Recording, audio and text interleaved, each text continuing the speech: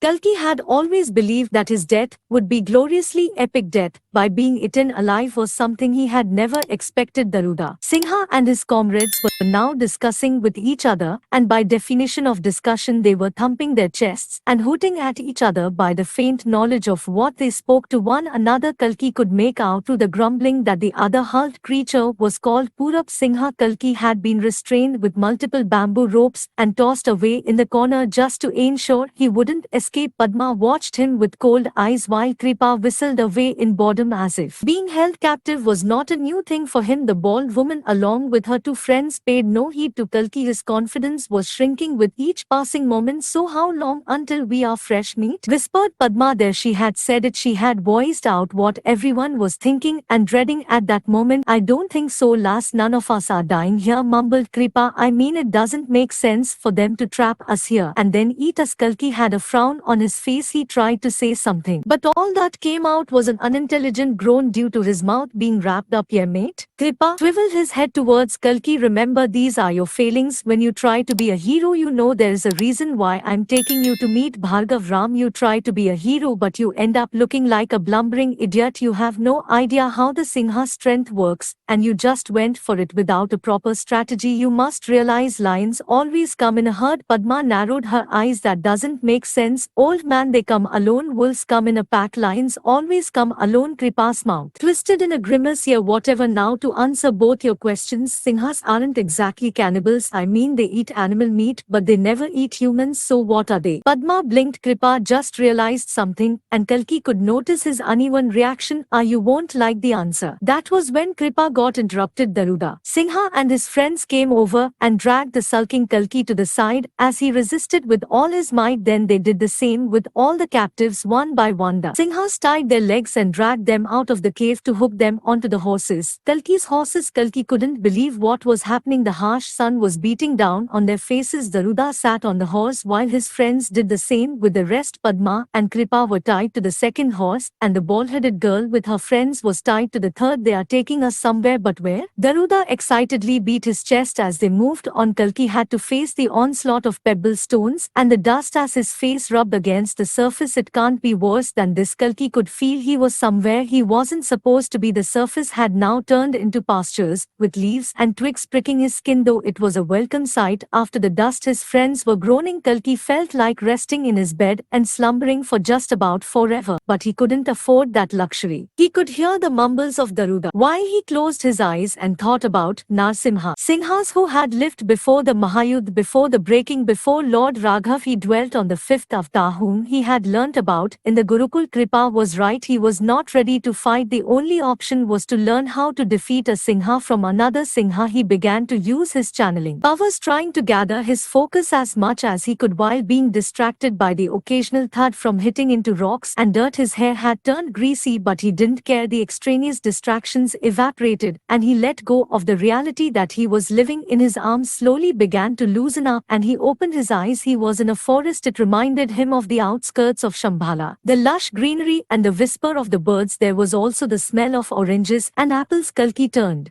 to see a strange fair-skinned man. He was as tall as Kalki and had a lion-skin fur over his entire body. Long nails were protruding on his fingers, and upon a closer look Kalki realized they weren't nails but claws. They had been fashioned out of blades and wood in such a way that they seemed wearable. He could not help but be enthralled by the ingenious invention. Kalki had known from Bhargav Ram during one of his channeling sessions that he could use the power of channeling and converse with the memories of the other avatars, but they would be limited and wouldn't go far. There was little time. Kalki had to ask Lord Narsimha. Now my lord, Kalki began, I need your help. Lord Narsimha turned and Kalki saw his heavy beard that covered his face. His beady eyes reminded Kalki of a lion. He had hair over his chest. The way he watched Kalki, the aura around him was making Kalki's knees go weak. What do you want? He asked. Kalki thought of the question, how to kill a Singha. Now that seemed stupid to ask from the Singha legend. I have been kidnapped by your kind. Must be a good reason for it. He guffawed. He was quite civilized civilized for a Singha, which made Kalki realize what they had become now, but his sarcasm was something that Kalki didn't appreciate. How do I defeat the worshippers of the lion? You cannot, we are indestructible. Perhaps the image of Lord Narsimha is of the past, full of pomp and self-confidence. Kalki knew that Narsimha was unaware of their eventual fate. The Singhas were eventually trampled and destroyed. Kalki had to ask for the solution in a different way. I know about you, Nar. Kalki came forward, his chest heaving. You saved Prahlad from his own father. Narsimha's eyes softened at the name of Prahlad. You helped an Asura's son. Why would you do that? He closed his eyes, sighing, because I believe the sins of a father do not follow posterity. He paused, eyeing Kalki with deep interest. It's always amusing when I think about how I ended up defeating Hiranyakashipu. How did you do it? By anticipating his behavioral patterns. To defeat your enemy, you must first think like your enemy. And then the image dissolved. He was back, his head grazing the ground and his mouth filling with dirt. He turned around to see that he was in a forest with little to no sunlight. They were enveloped in darkness. To defeat your enemy, you must first think like your enemy. He knew what he had to do. He began to convulse and mumble and groan as much as he could. Daruda stopped his horse and looked quizzically at Kalki. He got down from the horse and walked over to Kalki as the current avatar kept fidgeting in the place, toppling, letting the leaves brush against his nose harshly. Daruda knelt and took off the wraparound from Kalki's mouth. Big man, what? Kalki knew what he had to do. He began speaking gibberish, hooting, mumbling, and shouting to distract Daruda, and then he improvised. Daruda responded to it enthusiastically because this was Daruda's way of communication. It made Daruda feel that Kalki was the same kind. What are you doing? Kripa yelled. Kalki wanted to shut him up. He kept hooting, and soon it was followed by Daruda grinning and hooting back at him. Even Daruda's friends began to behave the same way. Kalki showed his grip where he was tied, asking him to open it. Daruda grinned, nodding, and began to use his nails to tear it apart. Very good. Kalki made faces. He showed his gritted teeth and beat his chest while he lay upside down from the horse. He had to find the opportunity to now grab Daruda's feet and topple him. As soon as his hands were free, he was going to untie his legs, help his companions out, and attack the other two Singhas. While all the planning was being rushed in his mind, Kalki realized that Daruda had turned silent, as if he had just realized something. Kalki's blood went cold as Daruda's dead eyes watched Kalki for a moment before he collapsed on the ground, and that was when his plan began to falter as Kalki's sight fell on a simple dart that had pierced Daruda's back. Soon two other darts were stuck across the other two Singhas, who fell from their horses. What in the heavens? Kalki pushed himself forward as he began to untie the knot that bound him to the horse, and finally when he did so, he heard footsteps. Silent and scary, he turned around but tripped in the process. Strange men emerged from the shadows with just rags covering their bodies. They had long hair till their knees and were armed with flutes which were being used to spit the darts. Soon he found other kind of individuals jumping over the branches and logs of the trees, traveling like monkeys. Kalki slowly moved towards Kripa, who was just grinning to himself. Singhas were never cannibals, they were scavengers. They got what they could and gave it to someone in return for weapons or whatever they required. So who are they? Kalki's eyes widened, his pupils dilating. He didn't like the smell that came from these inked men. The ones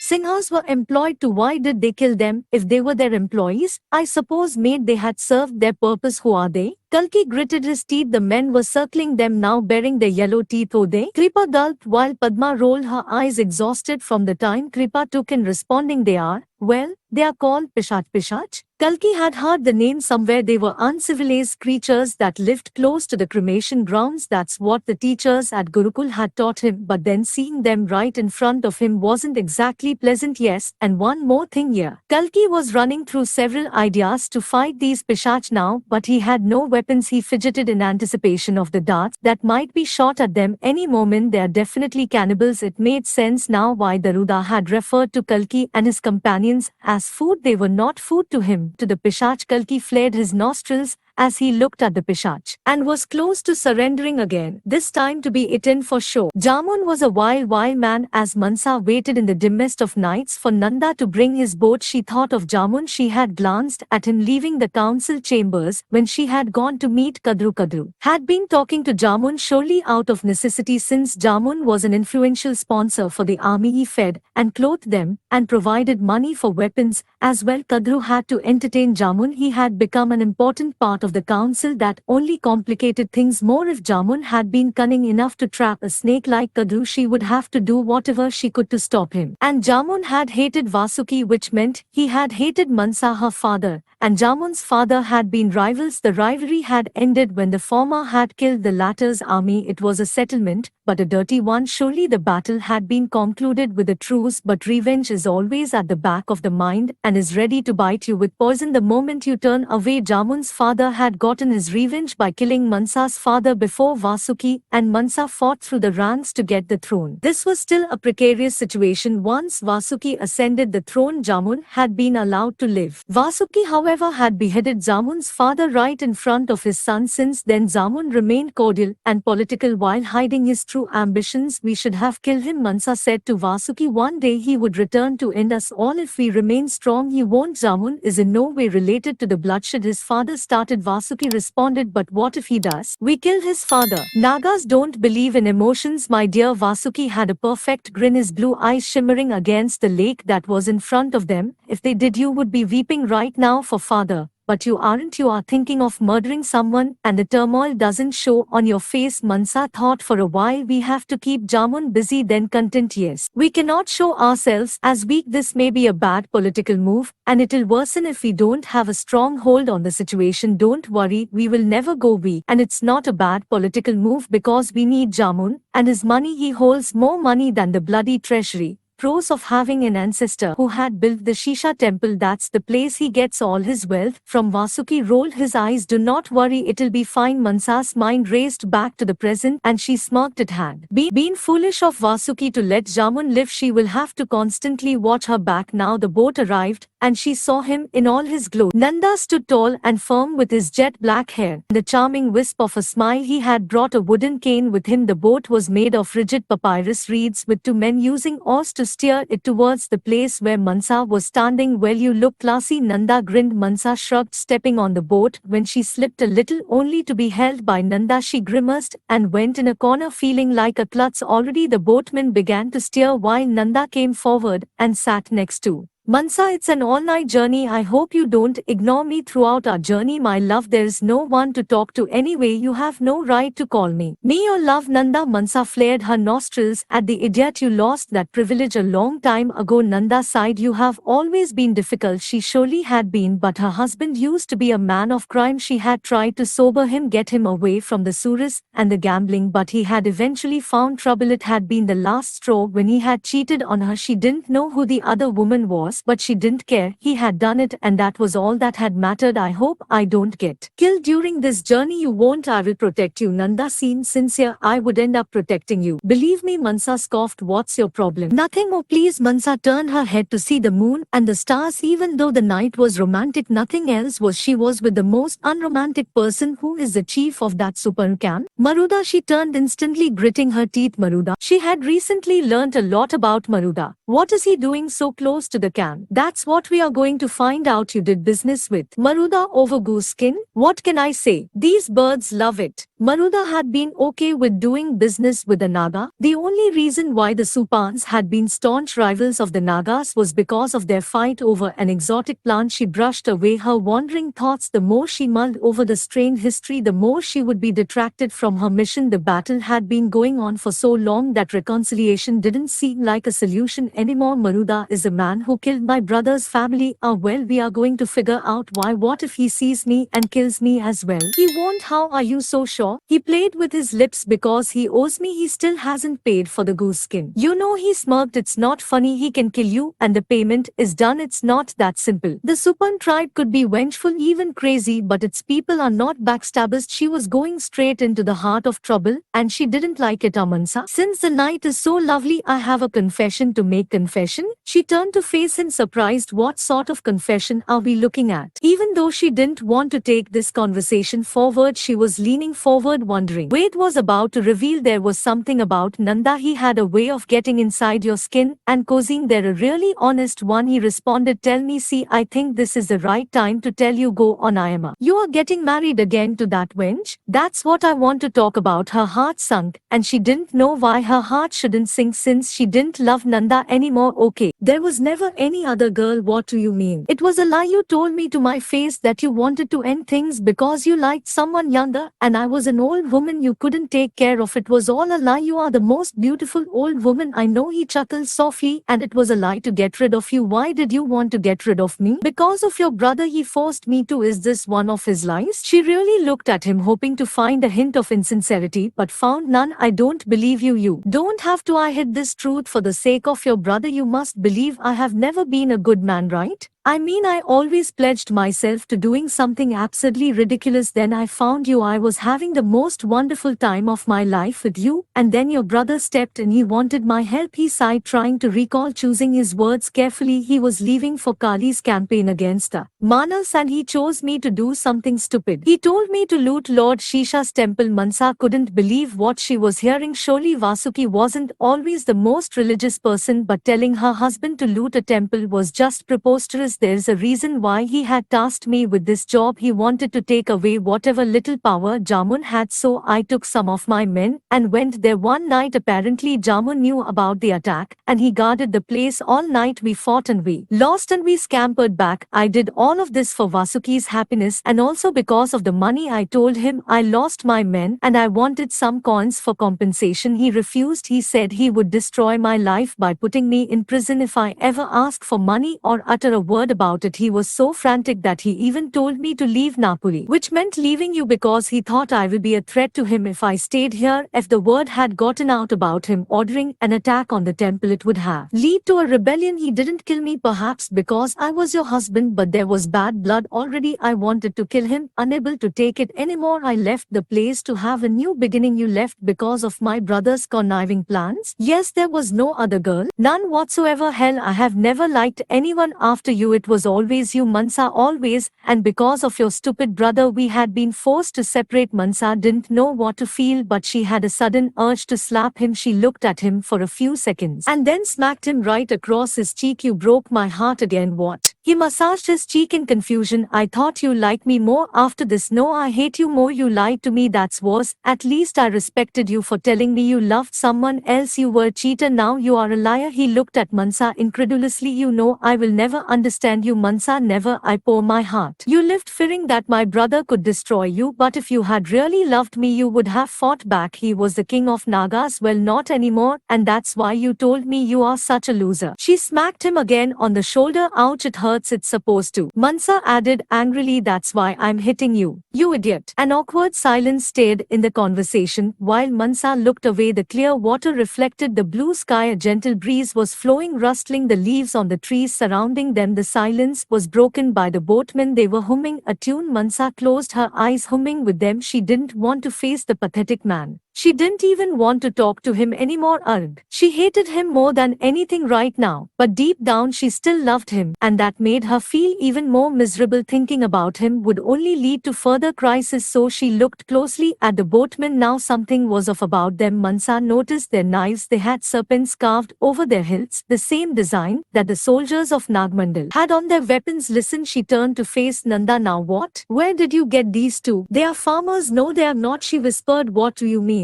And that was when one of the boatmen dropped the oar and pulled out the knife. Instantly Nanda lurched in front of Mansa, letting the knife pierce his skin. Mansa didn't retort. She was stunned for a moment. The other boatman made his move. She pulled out a small knife and threw it at the second one. As it cleanly sliced his throat, pouring out a gush of blood, she saw Nanda pulling out the knife from his stomach and plunging it in the belly of the other boatman. The boatman didn't resist much and collapsed for a few seconds, but then he stood up, and Nanda fell back feeling weak as ever. Mansa could see how pale he had turned. She headbutted the boatman who was coming towards Nanda. He was trying to gather his remaining strength rather than attempting to shield himself. He pulled the dagger out and blood splattered across his torso. She knelt down and grabbed the boatman's throat, narrowing her gaze. Who sent you here? The assassin smiled. You shouldn't care, woman. You are ancient. He began coughing. Never call me old. I'm very sensitive about that subject. She pressed his throat even tighter. You know, I have become quite handy when it comes to torturing idiots like you. So tell me now and you will be forgiven. You do not have the power to forgive me. You and your accomplice shall be wiped by the council. The council?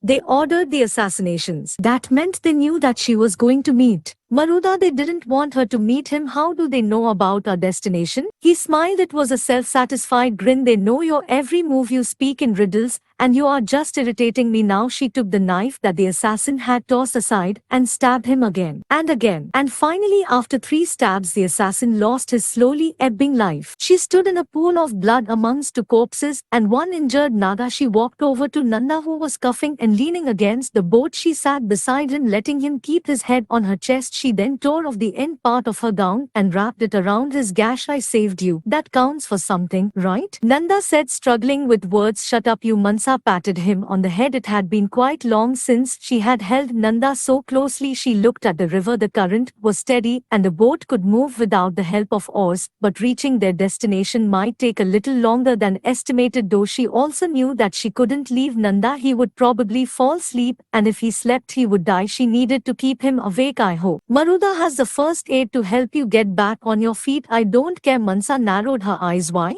Because if I die tonight, I will die as I intended, in the arms of the woman I love. Mansa couldn't help but fluster at what he just spoke. Always the petty romantic. His head was down and he couldn't see her, but she couldn't help smiling to herself. She liked it, even though she would never admit this to him. She had liked everything about the night except for the fact that the 2 assassins hired by the council had tried to kill her. The council is making sure we don't find the truth. I'm just worried about Kadru. Nanda didn't say anything, though after a pause he began. It's not the council. The council are a bunch of straightforward scholars and sponsors who live upon the people's goodwill. It's bloody Jamun. He wants you dead for what you did to his father. What is our plan then? We know it is Jamun who is doing all of it. What should we do? We convince Maruda to work for us rather than for him. That's why we are going to meet. You knew it all along, didn't you? That it was Jamun? Guilty. He grinned. She wanted to smack him again, but then the night was old and so were they, old and bruised. Not the best time to smack him. I will do it some other time. Initially she had wanted to take Maruda out of her way, but now a pact with him was necessary, or else she would perish before she could have her revenge. She woke up to the sound of swords being pulled out of their sheaths. This sound was nostalgic. It reminded her of her father, who used to do this all the time to prepare himself for combat, quickly and readily. If the sheath wasn't knitted well or the sword won't come out well, he would tell his weaponsmith to craft it again, and that was it. The sound. She woke up. It was day, and there were no owls hooting, but sparrows flew in the sky. She had slept, and she had no idea for how long. She saw Nanda on her side, his face white as a sheet, his eyes closed. No, I hope he hasn't died. She saw his gash, and it had darkened. She tried to sway him when he broke out of his sleep, blinking and looking at her. You scared me, she whispered, finally breathing a sigh of relief. I'm scared too, he sheepishly said. She couldn't understand why when he asked her to look in the front. She now knew where the metallic clangs had originated from. 5 Supans were standing on the boat, one of them pricking the dead Nagas with his sword. Their armor had a flying bird as their emblem, and they had quivers designed like wings. They were so bright and brown-colored, they looked like that they had golden skin. She turned to see if she was close to the land, if the boat had docked by itself, or perhaps the Supans had seen the firelights and pulled them closer to their side of the land. There was no clear answer. Well, what do we have here? A criminal and a washed-out queen, one of the Supans said. Give me one good reason why we shouldn't slaughter your pretty faces right now. Arjun hadn't thought about the escape plan that he had discussed with Rudra until Vikram asked him about it after their training. Are we escaping, fella? Arjun didn't know whether he should tell the fat boy or just keep quiet. You don't need to be silent, fella. I heard about it. The word is out. Rudra is planning it with Harsha. Harsha? Arjun hadn't known about that. He had seen Harsha and he was anything but like his name. Harsha seemed sweet when spoken politely to, but he was a mammoth, a giant worse than Rudra. Rudra was tall and sleek, able to justify his serpentine moves with his fit body. Harsha was the opposite. He didn't move much, and others couldn't move him without his consent. He would just stand there, and if someone would come in front of him, he'll just smack them on their faces. Rudra was the brains, and one could say Harsha was the bronze behind all of it. Wrestling in the prison was just a word no one believed in. Really sure it was called wrestling, and many a times Arjun had to train to fight, but all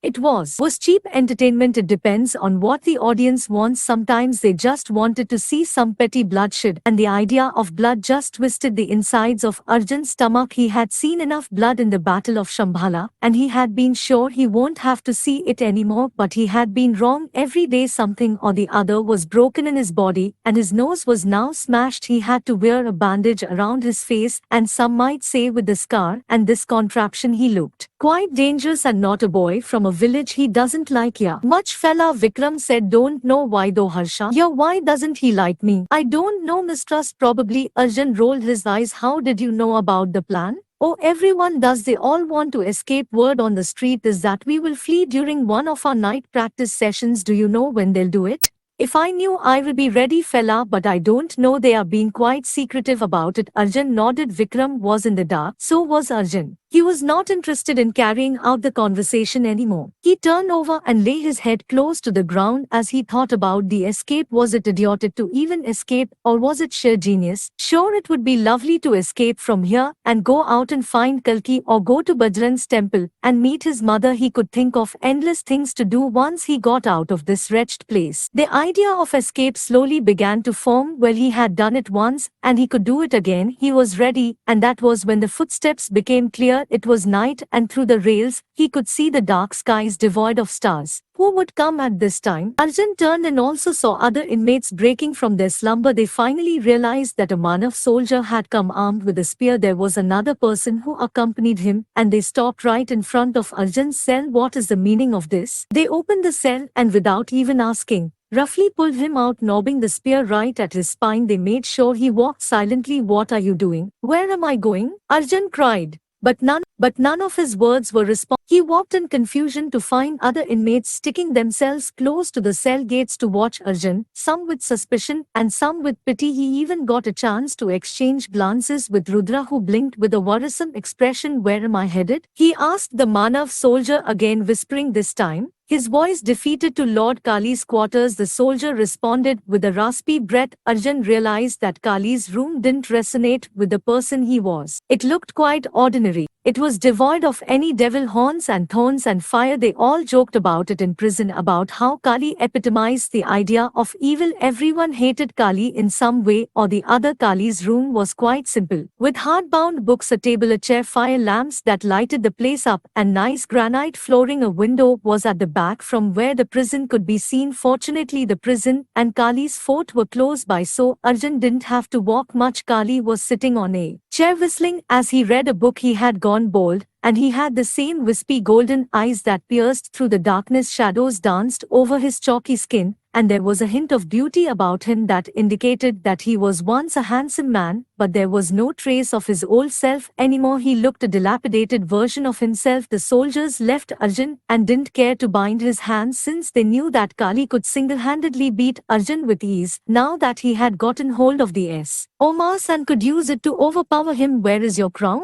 Arjun asked. He smiled. I gave it away to a man in need, a hermit. Perhaps he had a way of speaking as if he was amusing himself with each word he spouted. Why am I here? You are so direct. He manically watched him. I wanted to ask you something, and that's why I called you. Arjun gritted his teeth. What would he want to ask a prisoner like him? Though Arjun had noticed that Kali had always taken interest in him for some reason, perhaps because Arjun was Kalki's brother, the man Kali hated. Do you think I have gone mad? He ended with a husky laughter to his own question. And he's asking me if he's mad. Arjun wanted to roll his eyes, but surely it would look disrespectful. He remained silent, though it didn't mean he had no answer to the question. He did. Kali surely had gone mad, but his madness wasn't exactly a day's affair. It was escalating slowly. You can speak your mind. I have already tortured you enough, boy. His eyes softened. I just want to know the answer from a third party. I believe then. Arjun gulped down his nervousness. You were always mad. You just chose to show it now. And why is that? Why would you show it now, you mean? Yes, I suppose because you stopped caring. He clapped his hands instantly. Absolutely. You are right. Some reason the Somas really made me want to not pay attention to someone else, as if they all were underneath me. I understand, Arjun, even though I do things that might seem extreme to other people, I still feel kind of unhappy. No one knows what I went through. No one knows why I behave the way I behave. They choose to see me now the way I am, but they don't see who I was. I wasn't always like this. You are a brother to someone. I was a brother as well. His eyes wandered in the empty space as he thought deeply about what he was going to say, choosing his words carefully. I was a bad brother because I couldn't save him. He was a few months old, the only other boy amongst my siblings. I had a few siblings, all were girls, and he was the one boy who I couldn't save. Do you know why he was burned to death? No, I don't know. Because of tribal conflicts. There was a battle, unimportant as it may seem, between two Tiavanbialis. My entire village was razed to the ground and many Manavs died there, and all I could do was escape with Durukti. I left my siblings to die. Do you know why?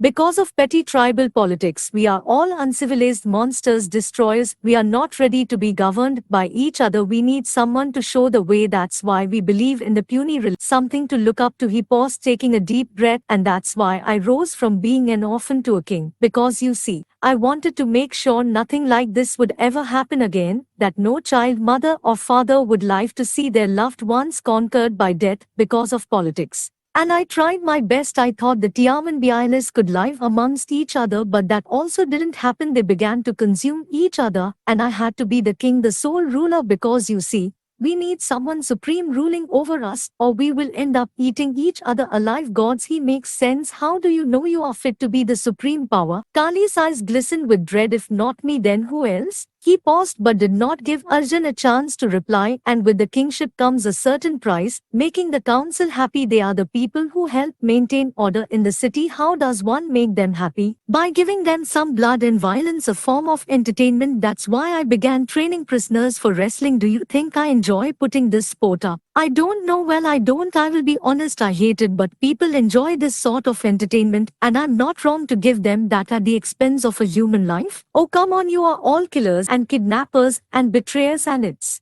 not like I'm picking up civilians from the streets to fight. He scoffed. I say all of this, Arjun, because I have a plan. No matter how crazy and unpredictable I can be, I always have a plan to sustain my life a little longer. So when I hear Kali walked and stood dangerously close to Arjun, so close that Arjun could feel Kali's breath on his face, that a bunch of idiotic prisoners are planning an escape. I feel it's a threat to my plans. Arjun's blood ran cold. Does he know? The word is getting out. Vikram had said, God save us. Kali has his spies within the prisoners. I don't know what you are talking about, Sheesh. I think you do know, but it's all right. I know you won't partake in it. Since you won't be stupid enough to do it again, you'll fail miserably as I hold the administration of the prison under my thumb. Arjun nodded in dread. Who are they? His face turned placid, his voice callous. I know you know the names, so just give them to me. I said I don't know what you are talking about. Kali sighed. W. Hat if I grant you freedom from the prison in return for this information? Arjun's eyes lit up with shock. Will he really? He was just thinking a few moments back how he would like to go everywhere once he left this place. Ah yes, I got your attention, didn't I? Well, tell me then, and I shall approve your release. Arjun gulped. This was a tough moment. Could he trust Kali in helping him leave, or could he not? He thought about Rudra, Vikram, and hell, even Harsha. Slowly and faintly Arjun wiped the sweat that trickled down his face as he said what he should have a while back. You are wrong. There is no escape at work. Arjun had been in the courtyard yet again, practicing his wrestling moves, but also learning the ways of a javelin. The day was mighty and the sunshine struck hard on his back. He had been genuinely petrified last night when he had lied in front of Kali, as his golden eyes had sunk into Arjun's soul to identify the truth, but he hadn't budged. He felt relieved, and while he practiced his javelin, he saw Rudra walking up to him. Noticing the gaze of Master Reddy, who was on the other side of the field, Rudra began to stretch his muscular arms and crunch his tight stomach, letting his chest convulse with sweat and energy. Again, Arjun felt things he shouldn't be feeling in such a situation, and so he tried to ignore Rudra in every way possible. Arjun, Rudra's soft voice called out. Yeah, where were you taken last night? To Kali, Arjun was not looking at Rudra so as to not act suspicious in front of Master Reddy. They were practicing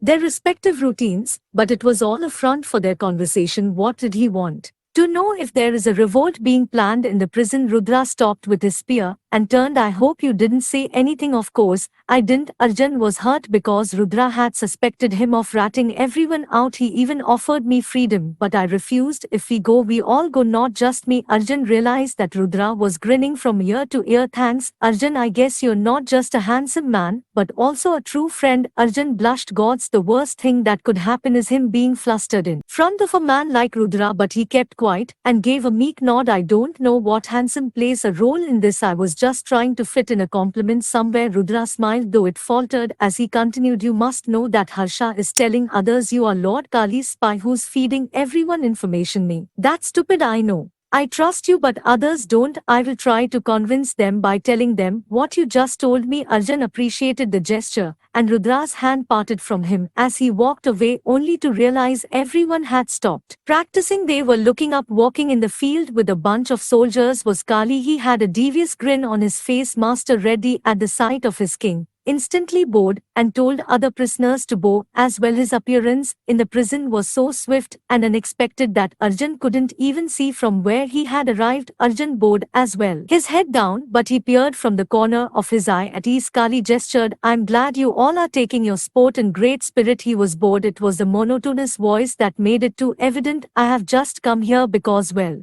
I have got some unfortunate news for you all. Everyone looked strained. Arjun shared a glance with Vikram, who had come skipping over to his side. I have learned from my recent gatherings of information that you all are planning to escape. What is wrong? Did I do something? Is the food bad? Is the accommodation not comfortable for you? Maybe you don't want to battle with each other so much. I understand your skepticism. Though he began walking through the lines where all the inmates were kneeling down. I want you all to be away from this life. Arjun didn't understand who Kali was pointing at until he realized that he was right behind him. All inmates raised their heads and looked at Arjun. Kali grabbed Arjun by the head and pulled him up. That hurt, but not too much. Arjun withstood it like he withstood most of the pain he had suffered till now in his life. Because he ratted you all out, I know everything about what you all are up to, and he gave the information to me, and it's just fun because now you all will suffer the consequences. He patted Arjun on the back as Arjun's feet began to grow cold. As he blankly looked at Kali, he couldn't understand what was happening. Thank you, boy, you helped me out yesterday. Everyone, because of him your plan is sabotaged, and now as a punishment to all, including him, since he was part of it initially as well, you will all combat to death. Absolute hardcore wrestling, I must say so. Yes, thank you, and think twice before you mess with me again. He patted Arjun again before leaving the premises. Arjun was befuddled, and he realized what Kali had just done. He had put the blame on Arjun. This will make him the prime target in prison now. As he glanced at the disappointed eyes of Rudra and the angry eyes of Harsha, he knew he was in a lot of trouble. What a sadistic madman. Since he was untrained, Arjun realized he could be pretty much dead by the next match he was going to be in.